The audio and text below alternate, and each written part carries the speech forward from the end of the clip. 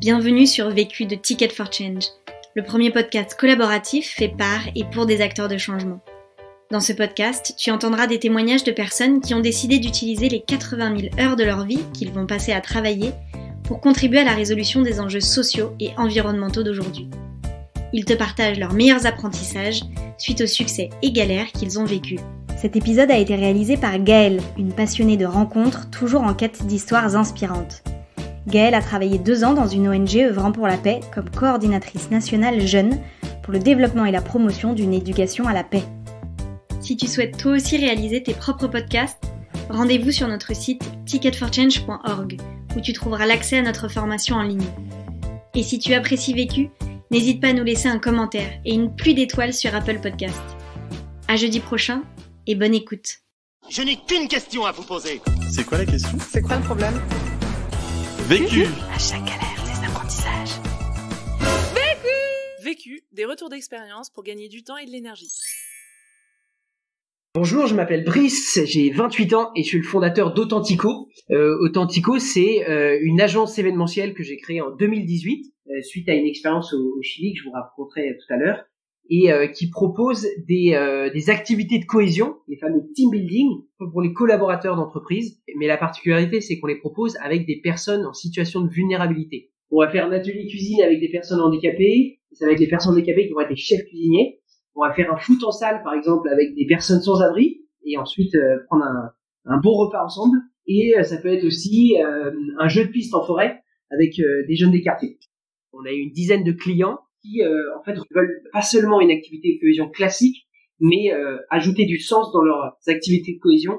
Et on est vraiment dans cette dynamique-là de société de remettre l'humain et la personne la plus vulnérable au centre des préoccupations, même en entreprise. Et là, puisqu'en ce moment on est dans la crise du coronavirus, on a décidé de lancer un nouveau format de team building qui soit digital et solidaire. Donc en fait, vous allez vivre d'abord un escape game en ligne par équipe. Et la deuxième partie, c'est une action solidaire au profit d'une de nos associations. Là, vous allez par exemple pouvoir échanger avec des personnes sans abri par téléphone. Vous allez soutenir un entrepreneur des quartiers à distance. On propose des actions solidaires avec nos associations après cette phase digitale. Vraiment, l'idée, c'est d'apporter une solution ludique pour les collaborateurs qui sont fatigués en télétravail et en même temps d'aider concrètement nos associations partenaires. La question. La question à laquelle je vais répondre dans ce podcast, c'est comment rebondir après une année de volontariat ou de mission humanitaire qui a remis en cause son projet professionnel. Le vécu. Alors en fait, j'ai eu la chance de faire moi des études de commerce à Grenoble et de géopolitique à Paris. Depuis la première au terminale, mon objectif c'était de travailler en entreprise et je me suis découvert petit à petit une passion pour la géopolitique et les enjeux internationaux. Donc, je voulais vraiment travailler dans un secteur stratégique qui mélange enjeux économiques et politiques. Du coup, voilà, j'ai choisi un peu le secteur de la défense comme étant le domaine dans lequel je voulais faire carrière. Et j'ai orienté mes études et mes stages vers ce domaine. J'ai fait des stages au ministère de la Défense, chez Nexter, et c'était vraiment mon objectif et c'était assez planifié. Ce qui s'est passé, c'est qu'à la fin de mes études, je voulais faire un VIE, donc un volontariat international en entreprise, et je voulais le faire en Amérique latine, parce que je parlais espagnol, et dans le domaine de la défense. Et j'ai eu un peu de mal à trouver, mais dans mes recherches, je suis tombé sur une association, Misericordia, qui cherchait des volontaires pour partir au Chili, pas du tout en entreprise, et j'ai accepté de partir en mission sociale du coup, en me disant je vais faire une année de mission sociale au Chili et c'est parfait, je serai dans la zone et je pourrais trouver mon VIE au Chili, au Brésil ou ailleurs après. Voilà, c'était mon plan.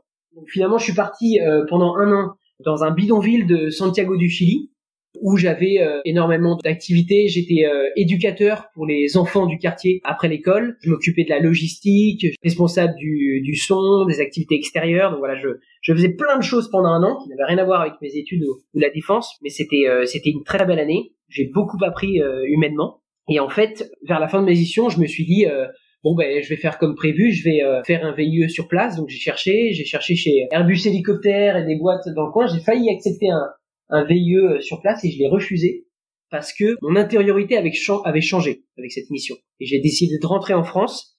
Et en fait, ce qui m'a vraiment marqué dans cette mission sociale au Chili, c'est l'unité de vie que j'avais, c'est-à-dire qu'il n'y avait pas un Brice dans son association, il y avait voilà, un Brice professionnel, un Brice avec ses amis, un Brice avec ses proches. En fait, j'avais une unité de vie totale et je me suis dit mais c'est incroyable, je me sens beaucoup plus heureux comme ça et j'ai envie de retrouver cette unité de vie dans mon boulot, dans mon activité principale. Quand j'étais en stage en entreprise, j'ai fait des stages extraordinaires, j'étais trop content, mais c'était peut-être 10% ou 20% de ma personnalité. Alors que dans cette année de mission, c'était 80 à 100%. À la fin de la mission, en fait, je me sentais tiraillé entre mon projet professionnel d'avant et ma nouvelle aspiration intérieure, puisque j'avais ce projet professionnel avant de partir et que vers la fin de la mission, je sentais que tout avait explosé ou en tout cas beaucoup de choses étaient remises en cause. Alors, à mon arrivée en France, en fait, j'étais paumé, touché par ce que j'avais vécu en mission au Chili auprès des plus pauvres de la planète, mais je savais vraiment pas mettre des mots dessus, donc j'étais un peu choqué en rentrant et plus habitué à la société française. Et là, je me sentais en décalage par rapport à ma vie d'avant. Premier apprentissage. Alors, mon premier apprentissage, c'est accepter de ne rien faire du tout en rentrant et de se retrouver avec soi-même. Quand je suis arrivé à Charles de Gaulle, la première chose qui m'a frappé, c'était vraiment l'activisme que je pouvais retrouver dans mon propre pays. Et j'étais un peu paumé. Je sentais que tout ce que j'avais construit avant, c'était un peu effrité. J'avais vécu une année de mission super forte au service des plus vulnérables et je me suis dit mais c'est pas possible, en France ils sont fous. J'avais du mal à reconnaître un peu mon propre pays. En fait, je me souviens à ce moment-là que j'avais pas envie de voir grand monde. J'avais beaucoup de tumulte intérieur, j'avais pas envie de voir grand monde, même pas envie de voir tout de suite mes amis. Je suis allé me terrer chez mes parents et je me suis dit allez, je me donne 2-3 semaines. Finalement, en fait, cette période a duré 2 mois, je crois. Je faisais un peu de sport, je lisais, je parlais beaucoup avec mes parents. On m'avait dit, quand tu pars en mission à l'étranger humanitaire, il faut à peu près la moitié du temps de ta mission pour te retrouver et pour retrouver une bonne dynamique. Et moi, je me disais avant de partir, c'était un peu des conneries, ou en tout cas, voilà, je l'écoutais pas trop. Et vraiment, en rentrant, j'ai vraiment mis 5 à 6 mois avant de retrouver une stabilité. Mon arrivée, ça s'est pas fait en douceur, c'était un peu un crash intérieur. Je m'attendais pas à ça, je savais pas comment rentrer, on n'a pas été préparé pour rentrer de mission. Vous voyez, c'est un peu, quand vous avez un accident, tout de suite, on vous pose pas la question, alors qu'est-ce que vous allez faire, votre nouvelle vie? On vous laisse le temps de convalescence. On vous met de côté, on dit, vas-y, prends le temps de remettre de tes émotions. Du coup, voilà, c'était un peu ça. À ce moment-là, j'avais besoin de vraiment prendre le temps. Ça peut paraître bizarre dans notre société qui bouge beaucoup, où tout le monde te demande qu'est-ce que tu fais en ce moment. D'accepter d'aller dans des endroits où il n'y a pas trop de monde, de se mettre peut-être en retrait, et vraiment de prendre le temps pour soi. Et aussi accepter de pas comprendre tout, sur le coup. Laisser couler un peu de temps. Moi, j'avais 10 000 trucs dans la tête. J'essayais de le maîtriser, mais je n'arrivais pas. Deuxième apprentissage. Alors, mon deuxième apprentissage, c'est réadopter une routine avec des horaires fixes. En fait, après cette période de 2-3 mois, je suis revenu en septembre 2017. J'ai passé octobre, novembre, décembre à rien faire. Et en janvier, je me suis quand même dit, là, Brice, il va falloir que tu te bouges. Et du coup, en fait, j'ai décidé tout simplement de changer de lieu d'habitation. Je suis allé habiter chez mes grands-parents à Paris. Et je me suis proposé à moi-même de faire du sport le matin, parce que j'aime ça, et l'après-midi de travailler sur mon futur projet. Et je me suis pas dit, je vais bosser pendant 10 heures par jour sur ce que je vais faire de ma vie. Je me suis dit, bon, ben, j'ai beaucoup de temps, mais je sais pas où aller. Je vais accorder, je sais pas, 2, 3, 4 heures par jour à ça. Et je vais sinon me ressourcer avec des choses qui me font plaisir avant. Donc, ce que j'ai fait, c'est qu'en fait, je me suis mis en tant que coursier à vélo, livreur Stuart, tous les matins. De 8h à midi, je faisais du vélo dans Paris, je livrais la bouffe, etc. Et ça me faisait 4 heures de vélo, j'étais trop bien. Et l'après-midi, je savais pas où j'allais, mais j'étais bien. C'est-à-dire que l'après-midi, je prenais ma feuille blanche, je me disais, OK, vers où je veux aller, et je commençais à travailler. Mais en tout cas, l'apprentissage, c'est que je me suis proposé une nouvelle routine avec des horaires fixes. Et ça m'a donné petit à petit un rythme et un goût d'avancée. Parce que quand vous avez plus de repères et plus d'horaires en rentrant de mission, c'est pas évident. Personne ne vous attend et donc on est très très libre et trop libre. Et du coup, là, ça me permettait d'être bien cadré. Troisième apprentissage. Mon troisième apprentissage, c'est faire un bilan à partir d'une feuille blanche. Après cette période où j'ai commencé à être coursier à vélo, l'après-midi, je me suis dit, mais où est-ce que je vais? Donc j'ai pris une feuille blanche, un stylo, et je me suis dit, je vais écrire ce que je ressens, décrire mes émotions sur le papier et où est-ce que j'en étais. J'ai repris mon CV que j'avais fait avant ma mission, et j'ai épluché point par point chacune des parties de ma vie, mes stages en entreprise, mes investissements en association. Si je devais résumer, je sais pas, mon stage chez Nexter en une phrase, qu'est-ce que je mettrais? Si je devais résumer mes études de commerce, qu'est-ce que je mettrais? Et en fait, je me suis mis à sortir les grands apprentissages de mes phases de vie que je voulais garder. Et également, j'ai fait la liste de mes talents et mes qualités. J'ai fait une liste très claire, mes compétences, etc. Et j'en ai tiré des enseignements. Et en fait, je me suis dit, qu'est-ce que dans mon histoire, je veux retrouver dans mon job plus tard? Et ça m'a permis, en fait, au bout de quelques semaines de travail, ça m'a permis de dégager un triptyque. C'était l'événementiel, les entreprises et les associations. Je m'explique. J'étais dans mes assos et dans mes stages, j'étais à chaque fois monsieur logistique, celui qui organise, etc. Et sans vraiment m'en rendre compte. Donc je me suis dit, en fait, je pourrais travailler dans l'événementiel. D'ailleurs, je me souviens, quelqu'un me l'avait déjà dit, je l'avais pas écouté. Le deuxième point important, c'est que je souhaite travailler en entreprise parce que je considère à ce moment-là que c'est le lieu où il y a le plus de potentiel pour porter une voix forte pour la société. Les entreprises sont crédibles et ont une puissance d'impact importante et j'avais envie de porter une voix forte dans la société. Et troisième point que j'ai réussi à dégager, je veux travailler en association. Oui, en fait, j'ai eu la chance de travailler pour une quinzaine d'associations depuis que je suis enfant. J'ai fait du scoutisme, je me suis occupé de personnes en situation de handicap, j'ai fait du foot avec des personnes aveugles, j'ai été en maraude, etc. Et ces investissements en asso m'ont vraiment plu et m'ont vraiment motivé de l'intérieur et à chaque fois, ça me donnait une énergie de dingue. En fait, ces investissements en association, c'était vraiment clé pour moi dans ma construction, mais j'ai toujours considéré ça comme un à côté. Un dernier élément, c'est que je me suis dit que ma mission au Chili, qui a été très forte, quel est l'apprentissage principal, c'était j'ai vécu une unité de vie forte pendant cette mission, je voudrais retrouver cette unité intérieure dans mon job plus tard, dans mon activité principale. Je veux pas vivre une vie où en fait je suis moi-même uniquement 10% de ma vie, je veux que mon activité principale, je me sente bien et que je puisse vraiment me déployer. Je veux bosser dans l'événementiel, ou en tout cas je sais faire. Je veux bosser en entreprise et je veux avoir le fond et le sens qu'il y a dans l'association. Et donc en fait, en dégageant ce triptyque événementiel, entreprise et association, j'en suis venu en fait à créer Authentico, qui est une structure de l'événementiel qui réunit les entreprises et les associations. Quatrième apprentissage. Quatrième apprentissage, s'inspirer de son volontariat ou de sa mission humanitaire pour créer son projet. Moi, il y a un fait qui m'a vraiment marqué à la fin de ma mission. Dans mon asso au Chili, c'était qu'il y a 3 entreprises qui sont venues avec leurs collaborateurs nous rendre visite dans l'association. Donc on était dans une association dans les bidonvilles de Santiago pour une demi-journée, une journée. On avait par exemple un paysagiste qui est venu avec 15 salariés nous refaire le jardin en une matinée. On n'a rien compris de ce qui se passait et les salariés étaient très très motivés. On a eu un traiteur qui est venu avec une vingtaine de personnes pendant un de nos événements et ils nous ont offert leur service de traiteur. Et le dernier exemple, c'était la BNP Paribas Cardiff, qui est venue avec, là pour le coup, 10 top managers du Chili, qui est venue dans notre mission.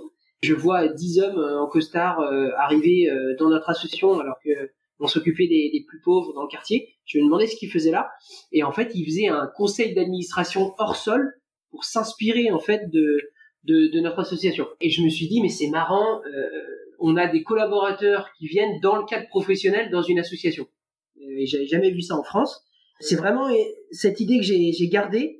Et en rentrant en France, en faisant ce fameux triptyque avec événementiel entreprise, j'ai repensé à ces boîtes-là qui nous visitaient. Et je me suis dit, mais est-ce que ça existe en France d'abord? Et pourquoi on ferait pas des rencontres en fait entre les personnes les plus vulnérables de notre société et les cadres d'entreprise, par exemple?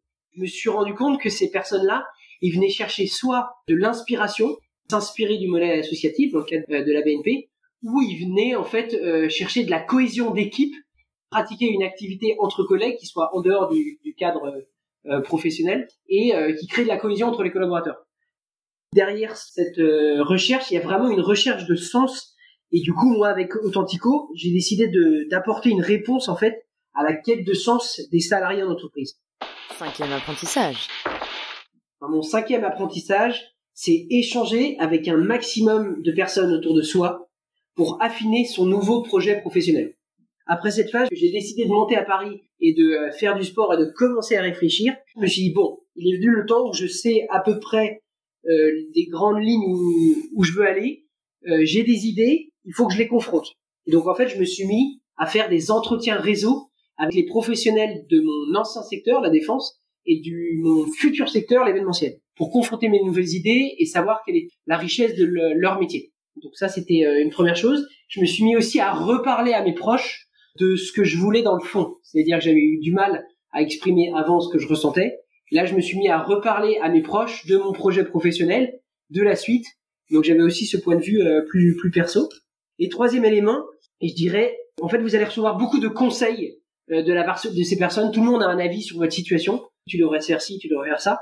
Et en fait, c'est faire le tri un peu dans ces conseils. C'est-à-dire mettre ces conseils en perspective avec les aspirations, les nouvelles aspirations que vous avez au fond. Par exemple, je voulais travailler dans l'événementiel, mais je connaissais rien, j'avais jamais travaillé dans ce domaine. Donc je me suis dit, je vais monter une boîte d'événementiel, et je disais ça à des gens. Et je me souviens un responsable d'agence qui m'a dit, non, mais c'est pas le bon moment, tu devrais travailler 5 ans dans notre boîte ou dans le secteur, te faire de l'expérience et ensuite lancer ta boîte. J'ai parlé de ce conseil-là à des entrepreneurs en disant, qu'est-ce que t'en penses? Est-ce qu'il faut que j'attende 5 ans? Et je sentais, moi, personnellement, que c'était le bon moment pour moi de monter ma boîte, parce que je revenais de mission, j'avais pas d'attache, alors que j'étais pas sûr que 5 ans plus tard, je puisse le faire. Donc j'ai décidé en fait de ne pas suivre ce conseil, et pour l'instant ça a été bénéfique parce que j'ai réussi à créer Authentico et que pour l'instant ça fonctionne. Donc rencontrer un maximum de personnes, de raconter ce qu'on a dans le fond, notre nouveau projet professionnel, de vraiment prendre tout ce qu'on vous dit et décider de faire le tri entre ce que vous prenez et ce que vous estimez n'est pas adapté à votre nouvelle situation. Conseil Pour gagner du temps. Un conseil pour gagner du temps, c'est vraiment de s'entourer tout le temps et de demander de l'aide très régulièrement sur tout ce que je sais pas faire pour faire accélérer les choses et ne pas rester bloqué. Conseil pour gagner de l'énergie. Mon conseil pour gagner de l'énergie, c'est vraiment de faire du sport, c'est ma ressource. Je pose 2 plages par semaine de sport et j'y déroge pas. Ça me permet de rester concentré et équilibré. L'autre question. Donc la question que je me pose aujourd'hui, c'est ce vent solidaire puissant qu'on a constaté pendant le coronavirus.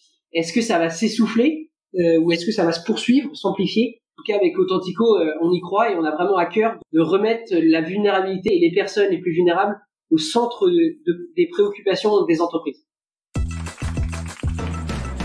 Vu, Vécu. vaincu. Pour plus de vécu, clique vécu.org. Je voulais te dire, tu sais, on a tous nos petits problèmes.